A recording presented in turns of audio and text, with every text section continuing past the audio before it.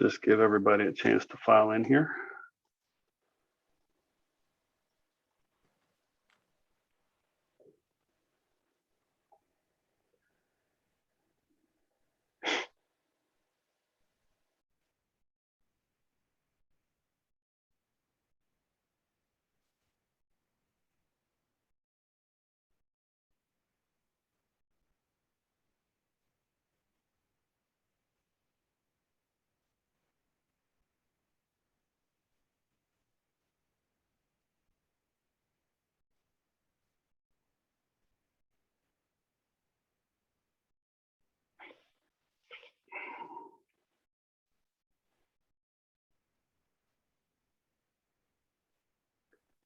All right, so it is 11:32. Good morning, everyone. I'm Dave Angeletti, the Director of Ecosystems for Tradewind at IN3, who operates the Tradewind OTA for the Joint Artificial Intelligence Center.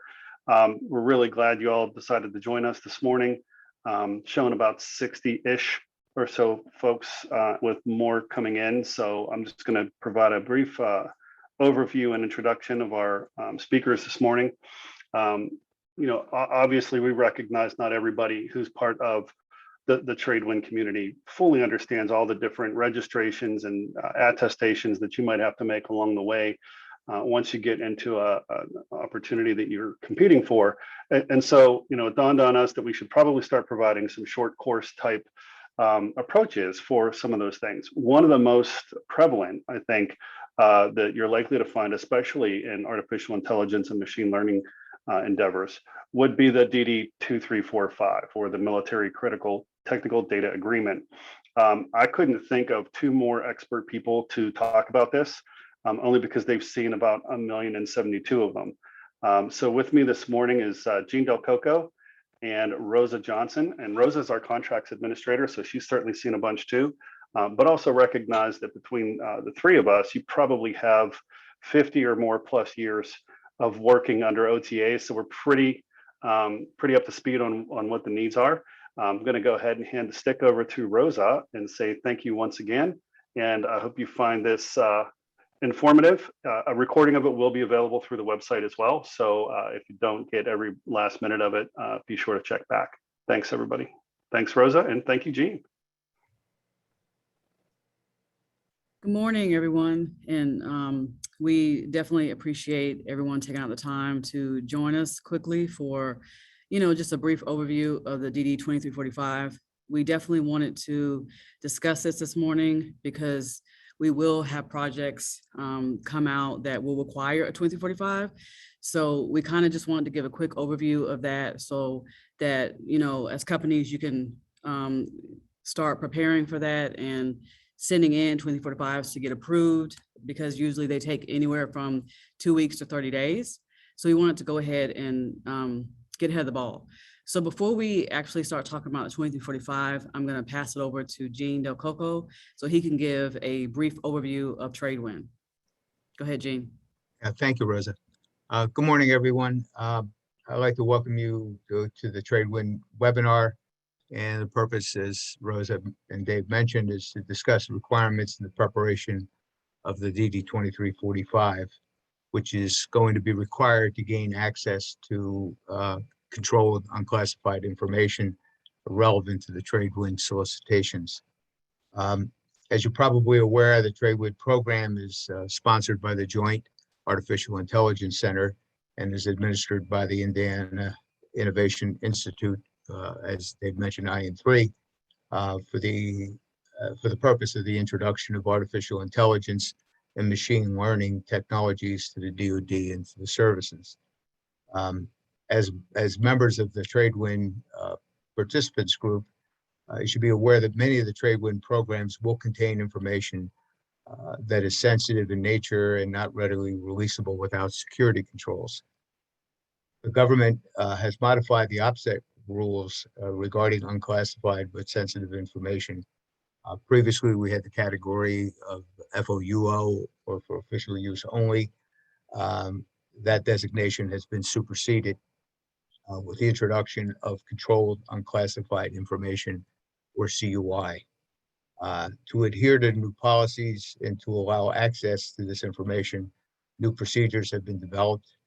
These new procedures will allow you as prospective offerers to gain access to this information and to help you prepare comprehensive and complete responses to the solicitations that you're going to see on tradewinai.com, and announced on the Vulcan platform.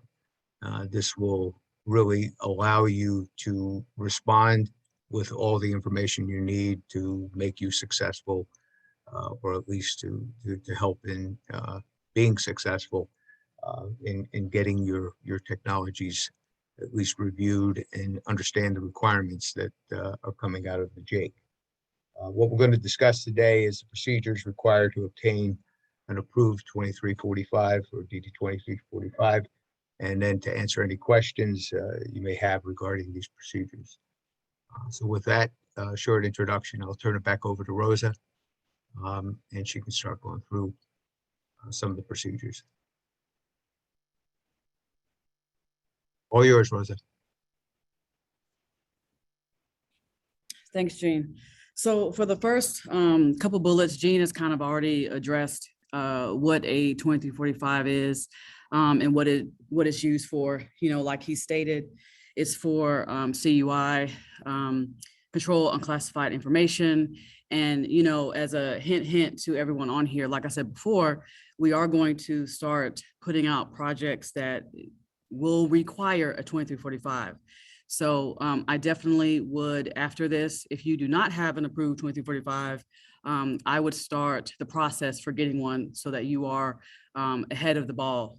Because for some projects, we will be able to, give you that time anywhere from between 2 weeks to a month, but that may not always be the case. So if you are a Tradewind member and you plan on proposing solutions, I would definitely, make sure that you start this process. So as far as who needs it, obviously any company that wants to propose on a requirement that will include CUI, we will not be able to send out any announcement that has CUI in it via Vulcan or anything like that. Any type of announcement that has CUI will only be sent to vendors that have submitted a 2345 to Tradewind. We will be including on the announcements the 2345 email inbox to start collecting those approved documents. And then moving forward, we will send you that announcement. And of course, once you send the solution, when you send your white paper back, we probably will ask that it's encrypted because it may include CUI information. The process is not complicated. Once I start going down the slides, I'll pass it back over to Gene. He definitely has a lot of knowledge about the 2345 process, but it's not complicated. The form is pretty easy to fill out. Obviously, you need a cage code and things like that. How long does the process take? Anywhere between 2 weeks to a month. It really just depends. Sometimes the process can move a lot quicker, but it also can take the full 30 days. So I definitely suggest that, like I said before, if you do not have one, you haven't started the process, that you do so immediately. Gene, did you have any comment before I go to the next slide? Yeah, the only comment on the timing is that, we anticipate 2 to 4 weeks in getting it done, but that assumes that what you submit to DOA gets approved without having changes made. You should anticipate that there may be some question about your submission, which will require you to resubmit and correct whatever deficiencies are on the form. So I would, as Rosa mentioned, if you do not have a 2345 and you are anticipating responding to some solicitations, I would get that in as soon as possible, at least get the process started, so that you're in a position, to receive that information. I think that's imperative. So we got a quick question in, Gene, so I'll go ahead and read it. If we already have an approved DD 2345 for a contract we are still performing, do we need a specific 2345 process and approved through Tradewind? The answer is no. As long as your expiration date on that 2345 is still valid, as long as the document is still valid. They're usually done for a number of years. I think it's 3 or 4 years. Then that's still a valid 2345, and you don't need to get another one for Tradewind specifically. Another question, if we partner with other companies on a Tradewind response, do all participating companies require an approved 2345? It's an interesting question. As we go through the 2345, there is a requirement for a trusted agent. Now, that trusted agent assumes the responsibility for the distribution of any CUI information. So there's certain entities that are, let's say, approved for receiving that information. And once a 2345 is approved, that company and that company's trusted agent now assumes the responsibility for disseminating that information properly. So the safest way to go is that everybody gets a 2345. But as far as if you're partnered with someone, especially if you're a subcontractor to a prime contractor, then the prime contractor assumes that responsibility. Trusted agent does in ensuring that you can receive that information.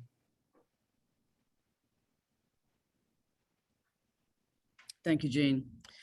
So for the next slide, we've kind of already briefed this. What is a 2345? So I'm gonna go ahead and skip this. However, this link is where you will go to register for the 2345.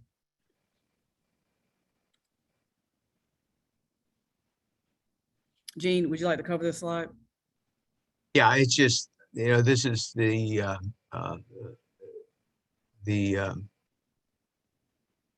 description of what the joint certification program is. And it's really, it's a joint program between the United States and Canada, which allows companies within both of those jurisdictions to be able to participate and to receive military critical information. You can find this on the website. It goes into a little more detail as far as what that all means and what their responsibility is. But basically, this joint program is responsible for ensuring that these 2345s are duly adjudicated and are approved to the companies that submit. So we have another question. Can a 2345 be issued to a U.S. headquartered subsidiary of a non-U.S. company?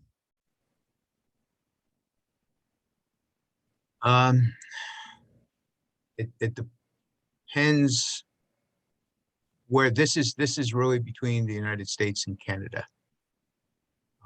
If it falls outside of those jurisdictions, then it falls into the international trade agreements, and that's another issue. That's something else that has to be considered. So if you have a company that's falls under foreign owned or interest type of a company, then that you'll see the instructions on most of the sheets. Sometimes these announcements are going out and they say, no foreign participation. At that point, then it really has to be an approval by the JAIC, whether they would consider whatever your affiliation is to be acceptable to receive responses from. But that doesn't fall under the 2345.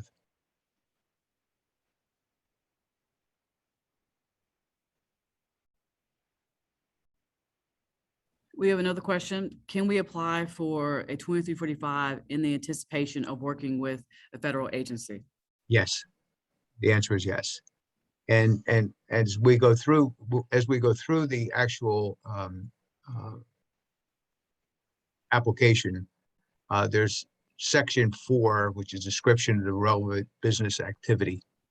I was going to caution everyone that it's usually your short description of your company, but I would put a statement in there since it's, you don't know specifically what you may be applying for, I'm sorry, you may be responding to. You put in there that the purpose of this approval is to provide proposals and/or responses to requirements that are coming out of the DoD or the services, and you can specifically mention the JAIC if you'd like. That's usually one of the reasons why it's rejected, because a statement like that is not put in. So you don't know, the DOA doesn't know really what the purpose of your application is.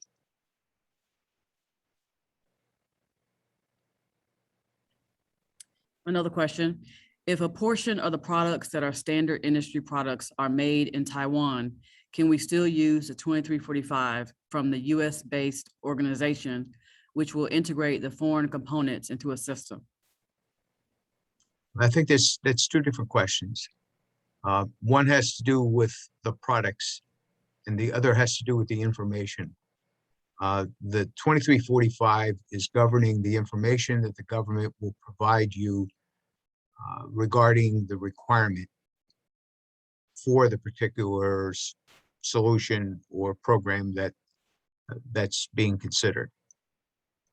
Many of the requirements that we're starting to see coming out of the JAIC and many other agencies also contain information that is not readily releasable outside.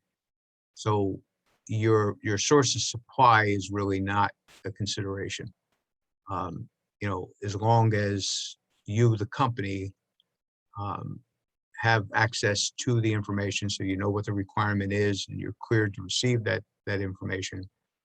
The fact that you select or decide to use some source that's offshore or in another country is, they don't, as long as they don't have the information as to what the CUI is. If somehow you could list your requirements that do not contain the CUI. The CUI is not releasable to that Taiwan company in your example.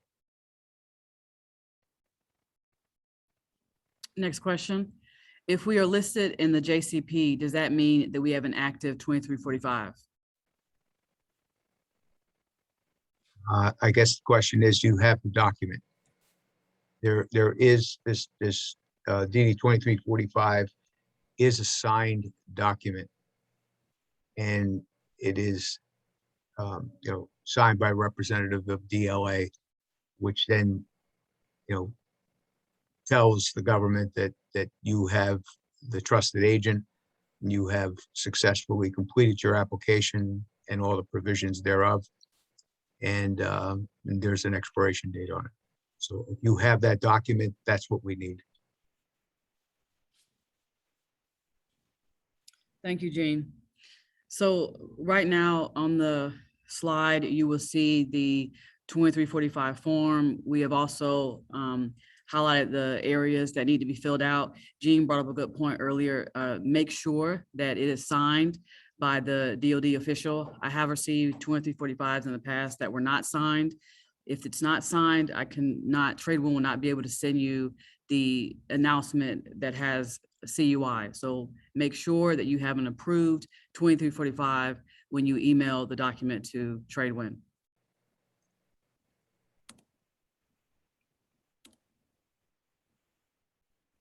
So we mentioned this before. You have to have an active cage code before you apply for your JCP certification. As a Tradewind member, please be sure that you are actively, if you do not have a cage code, that you are actively working on that, because you will need an active cage code. Yeah, and Rosa, for Canadian companies, it's the NCAGE, which is a similar process to SAM. It's just received from a different agency. Thank you, Jane. So we have two questions. Can any employee of the company be listed as a data custodian?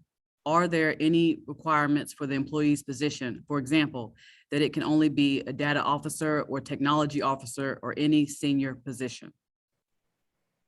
No, it could be anyone, but you would expect that the person who is selected as the trusted agent would at least be knowledgeable about what they're receiving and what they're disseminating. Next question, will we both need a 2345 and a DD 254? Two different purposes. If this is unclassified information that is covered by the 2345. So 2345 only handles unclassified information. If for some programs, there's a requirement that the classification level of that program is at the confidential, secret, or top secret level, then that's the the 254, which is going to be required and issued as part of that, which describes the classification against the classification guide. Two different and distinct requirements.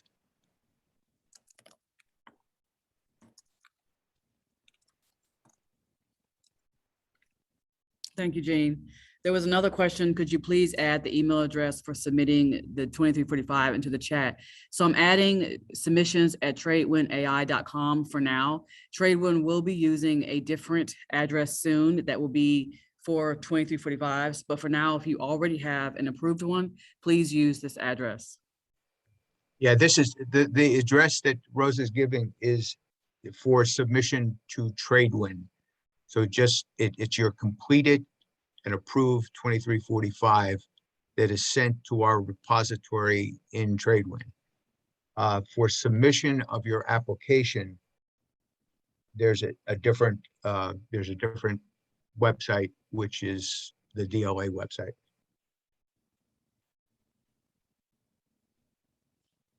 Thank you, Jean. And that, by the way, that's in the instructions.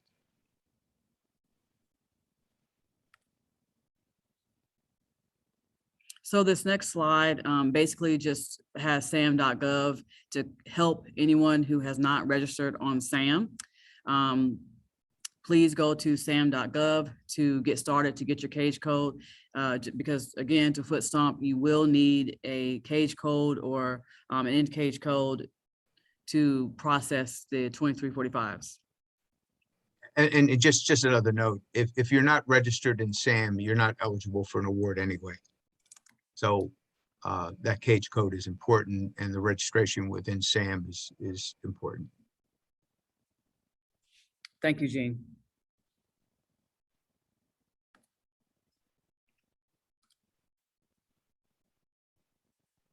So this next slide talks about how long it takes to complete. Like we said before, it really depends. Usually the longest it takes is 30 days. So you should have an approved 2345 by then, but processing times can fluctuate. So please start this process as soon as possible, especially if you do not have a cage code. Start the process in SAM.gov so that once these announcements come out, you are able to receive them. We have another question. JCP now requires all vendors to have their National Institute of Standards and Technology assessment documented in the supplier performance risk system prior to submitting your JCP application. Can you provide any guidance on this process? No, I'm sorry, I can't.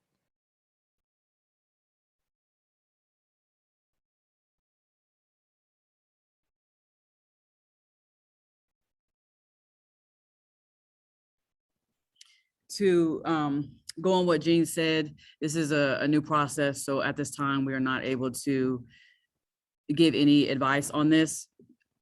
If you need to know this information, please contact using the link that was provided in the previous slide. If you need this link, I can add it to the chat. Just let me know.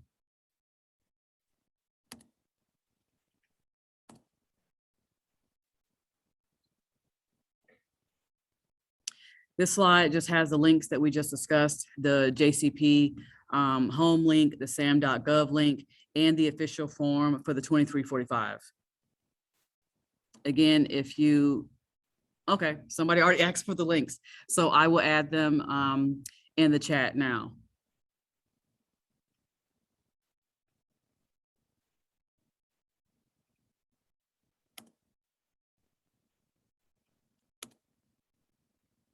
Any other questions and answers?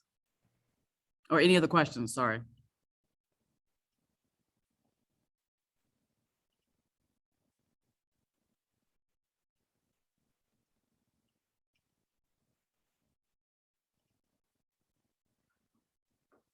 Someone asked, can we receive a copy of this presentation?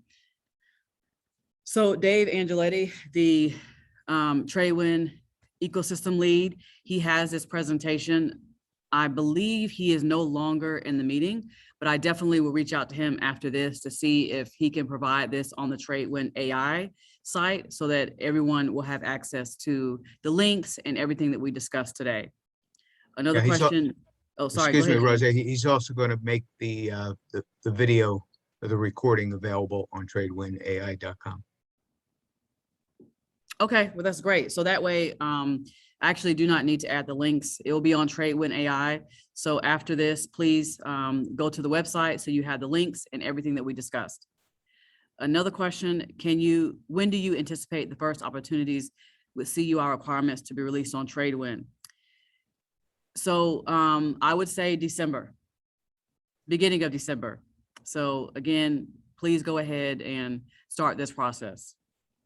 Next question, do you need CMMC certification for a DD2345? As far as I'm aware, the answer is no. Thank you, Gene. Next question, is it safe to assume that anyone wanting to do business with the DoD will come across CUI at some point? So should you just default to have a 2345? Absolutely. Yeah, I would reinforce that by saying yes. In today's environment, you're going to see much more CUI than you have in the past with FOUO.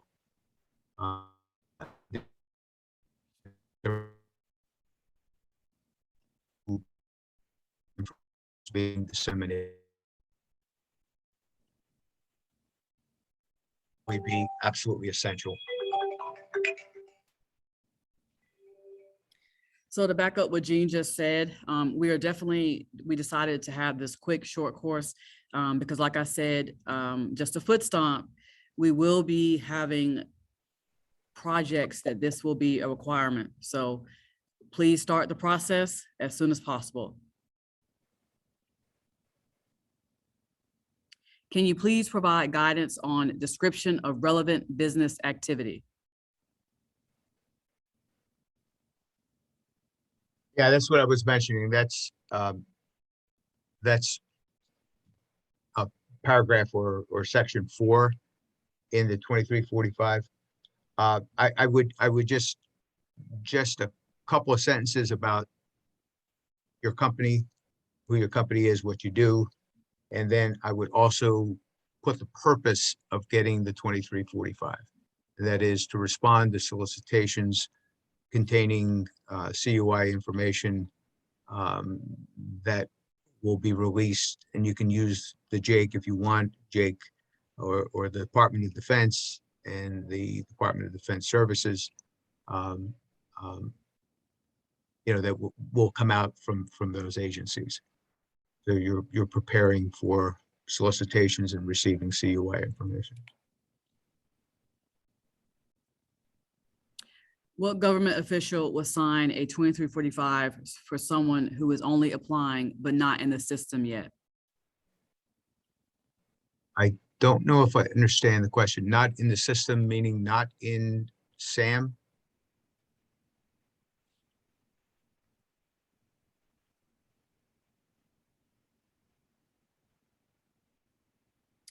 Not awarded for a company that hasn't been awarded anything. It's not it's going to be DOA. DOA will check your SAM registration, ensure that you have all the proper things that are in the application, and then they'll sign it. This does not depend on you having an award even previously or, not related. This is strictly to clear you and your company for the receipt of that CUI. So that's not a consideration. What is a CMMC certification?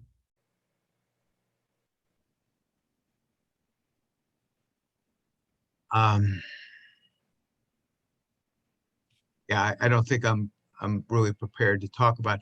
CMMC is the certification that your IT systems have met a minimum standard of security in the transmission of information and security controls. It's a separate program. The CMMC has different levels of minimum security. You have some kind of software protection on your business computers, all the way up to some very stringent security requirements. I think it's measured in CMMC 1 through level 5. I'm really not an expert in this area, but it has to do with your IT security. So thank you to Lucas and Susan. They've been providing additional information about CMMC in the chat. So please look at the chat for that. I've also provided the link to SAM.gov, to the JCP home, and I have provided the DD2345 link to that form in the chat as well. So please look at the chat. We have a few more questions. Is there a way to look up if our company already has a DD2345?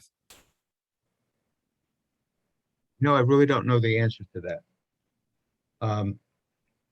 It would appear that your company should have a record internally, again, depending on the size of your company, that you have submitted and have received approval.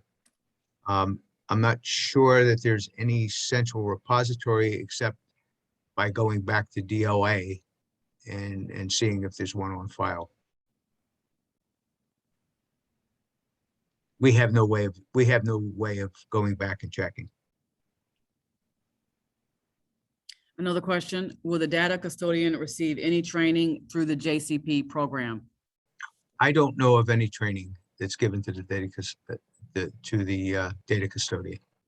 It's not a data custodian, it's a trusted agent. Again, that agent has to understand the provisions of CUI, or the restrictions, however you want to look at it, of CUI, and just ensure that the information that's received through that channel, through the CUI channel, is only disseminated to those who have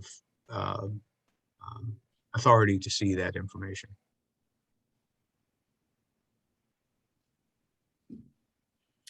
Thank you, Jean. Are there any other questions before we end this webinar?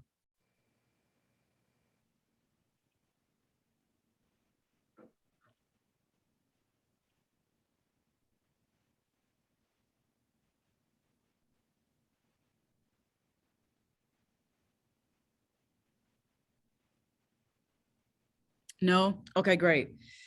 So Rosa, thank you. Oh, wait.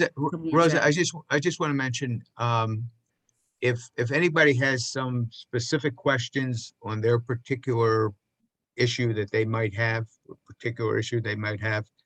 I guess they can go into the, we have a website, or we have an email address for Tradewind that they could ask that question. Yes, for now, please use the submissions at tradewinai.com or the contact info that you may find on the Tradewind site. If you email the submissions at tradewindai.com, you will be sending your questions to the upstream team. That team consists of myself, Jean Del Coco, and Sophia Kim. We're the ones that work on the OTA from announcement all the way to award. So if you have any questions about that process, feel free to send it to that email address.